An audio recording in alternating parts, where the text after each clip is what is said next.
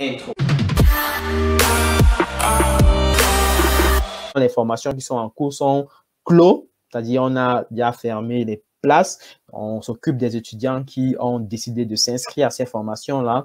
Et je vous conseille, si vous êtes intéressé, bien sûr, à vouloir profiter des prochaines ouvertures de formation, à déjà réserver vos places dès maintenant. Comme ça, vous aurez l'occasion de pouvoir en bénéficier, d'accord? De pouvoir vous positionner dès lors qu'il y aura ouverture des prochaines opportunités de formation qui vont vous montrer des stratégies concrètes, n'est-ce pas? Des stratégies concrètes que vous pourrez désormais utiliser, que ce soit sur le marché du Forex, sur le marché des indices ou alors le marché des crypto-monnaies. Donc, prenez le soin de pouvoir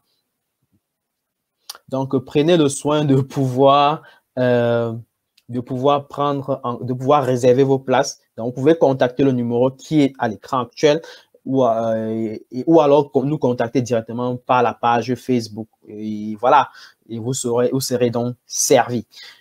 Et donc, voilà. Et aussi, nous avons un groupe WhatsApp, n'est-ce pas? Pour rejoindre le groupe WhatsApp, vous n'avez qu'à nous contacter via le numéro qui s'affiche à l'écran actuellement.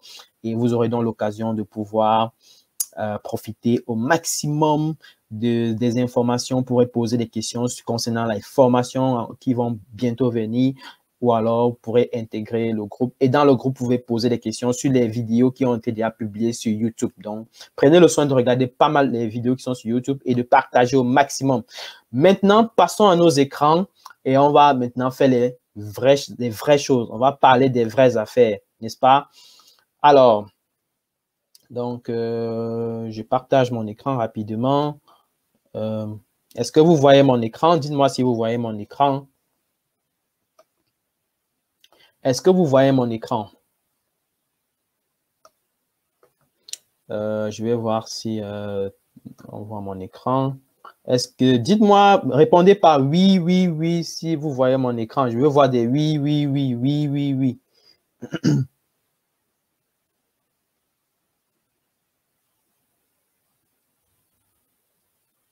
Très bien, nous avons Ulrich depuis le Gabon. Salut Ulrich depuis le Gabon qui me dit oui. On a Baïdja qui dit oui. Très bien, c'est parfait. Donc, je vais direct à mon écran, n'est-ce pas? Donc, il est question aujourd'hui de pouvoir faire une analyse des crypto-monnaies, n'est-ce pas?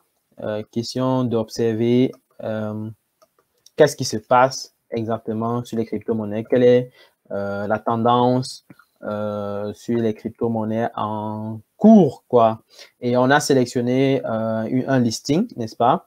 On a sélectionné ici un listing qui me semble assez représentatif des crypto-monnaies qui intéressent les gens actuellement. Donc là, on a le Bitcoin. On va regarder le Bitcoin, l'Ether, le Doge, le Ripple, le Zcash, le Shiba, le BNB, ADA, et c'est tout. OK? Donc, voilà un peu de manière résumée les cryptos qu'on peut regarder aujourd'hui. Mais de toute façon, si on va beaucoup plus vite, on pourra regarder certaines cryptos qui vous intéressent également. Et vous n'aurez qu'à me mentionner cela en commentaire. Et voilà, on va checker ça ensemble. Très bien, commençons par le Bitcoin. Bitcoin, évolution sur le long terme. Donc, on va faire évolution sur le long terme et tendance sur le court terme. Donc, en tendance sur le long terme, vous voyez que nous continuons à osciller, à rester, à faire du surplace dans ce range, n'est-ce pas? Le range qui est entre les 30 000 et les 40 000. Tant que nous ne traversons pas les 30 000 ou les 40 000, on ne pourra pas prendre des décisions vraiment de long terme. Si jamais le Bitcoin descend en dessous des 30 000, on avait dit ça la dernière fois, si ça descend en dessous des 30 000, on s'attend à ce qu'il y ait un pullback ici et là, ça va descendre. OK? Dès lors que le pullback va se former, on se positionne et on va devoir profiter des opportunités à la vente qui vont se manifester ici. Par contre, si le Bitcoin finalement casse à la hausse comme ça, les 40 000, on va attendre le pullback, n'est-ce pas? Donc, il va se former. Et là, du coup, on va chercher les signaux qui vont se manifester tout autour d'ici, n'est-ce pas?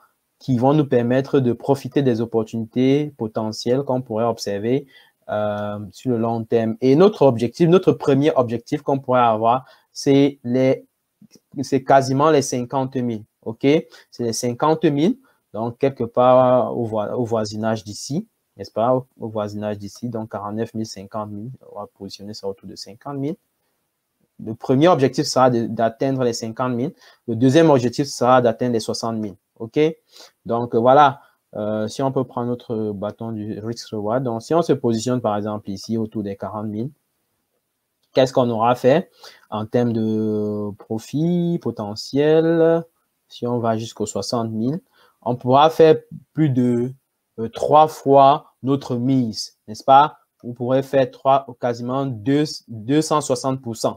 Donc, si vous mettez, par exemple, supposons, si ça se manifeste et que vous mettez, par exemple, 1000 $ ici, vous pourrez vous retrouver avec environ 2600 $ en termes de profit potentiel.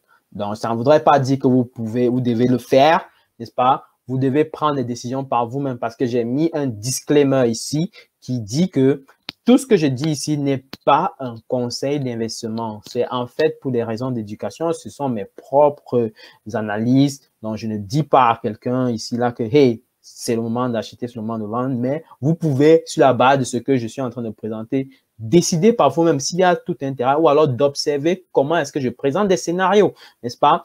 Et là, du coup, vous pouvez désormais prendre votre propre décision, n'est-ce pas? Il ne faut pas être des éternels bébés. Pour le moment, actuellement, il faut prendre la vie en main et faire les choses par vous-même et accepter la responsabilité sur tout ce qui pourrait se manifester bien après en termes de conséquences. OK?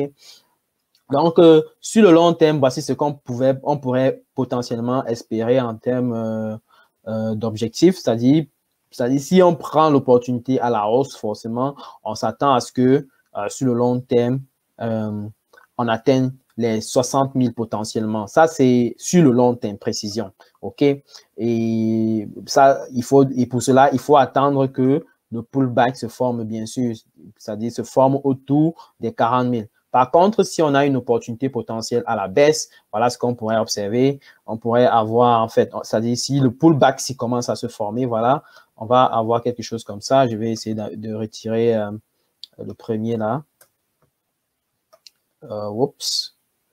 Voilà. Donc, j'ai peut-être exagéré en termes de risque. Hein, donc, vous pouvez ajuster le risque en allant sur les unités de temps inférieures. C'est-à-dire, actuellement, je suis en daily pour les long-termistes, n'est-ce pas? C'est-à-dire pour ceux qui regardent les choses beaucoup plus sur le long terme. Donc, voilà pourquoi je me place sur le daily. Ça nous donne un graphique plutôt très agréable à observer en termes d'analyse. Et voilà, si on a le pullback, n'est-ce pas, on pourrait potentiellement viser si on a un pullback plutôt descendant tel que j'ai présenté là sur le schéma en jaune, on pourrait éventuellement se positionner à la vente et il y a des chances que on atteigne les 20 000, n'est-ce pas, premier objectif, et en fin de compte, les 13 000 ou 15 000, quelque chose comme ça, en termes de deuxième objectif. Donc, du coup, voilà. Et ça nous donne en réalité un risk reward qui est proche de 3, donc 2,97. Donc, ça voudrait dire que si vous mettez 1000 $ ici, il y a des chances que si les choses vont dans le sens anticipé, alors vous pouvez ramener en fait 3000 $ sur la table. Par contre, si ça ne marche pas, bon, on accepte de perdre les 1000 $. C'est aussi simple que ça. D'accord? Ça, c'est ce qu'il faut garder en tête, c'est-à-dire l'acceptation de perdre. OK? Alors, maintenant, s'il fallait faire une analyse plutôt intraday, on va aller sur du 1 hour. 1 hour, qu'est-ce que ça donne? Donc, je vais un peu agrandir comme ça. Très bien. Donc, comme nous voyons très bien que là, actuellement, le Bitcoin est en train d'osciller toujours entre le support qui a tourné, en tout cas pour la journée d'aujourd'hui, on est entre le support des 33 900, n'est-ce pas, et la résistance qui est autour de 34 900. OK? Donc, on peut dire entre 32 000 et entre 32 000, bon, oui, entre 33 900, c'est-à-dire 34 000 environ, et 35 000, d'accord? Donc, on tourne autour des 34 000, 35 000. Et là, du coup, on peut voir que depuis un moment, on est en train de manifester une nouvelle tendance baissière. Oups. Je vais faire bouger mon graphique comme ça. Donc, on peut voir qu'en réalité, on est en train de manifester une tendance baissière. Donc, vous pouvez voir la tendance qui se manifeste. La question, c'est de savoir, est-ce que le Bitcoin... Terminé avec la vidéo, j'espère que tu l'as aimé. Si tu l'as aimé, alors je t'invite à la liker, surtout à la partager.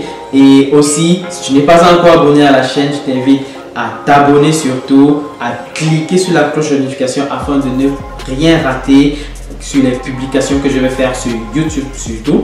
Et également, je t'invite à télécharger en description de la vidéo le petit e-book que j'ai écrit et que je t'offre gratuitement et qui est intitulé les 6 secrets pour un trading efficace.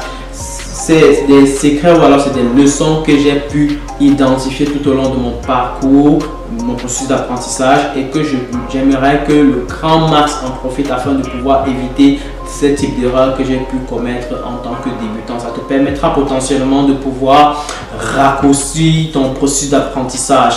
Donc, va en description de la vidéo, clique sur le lien.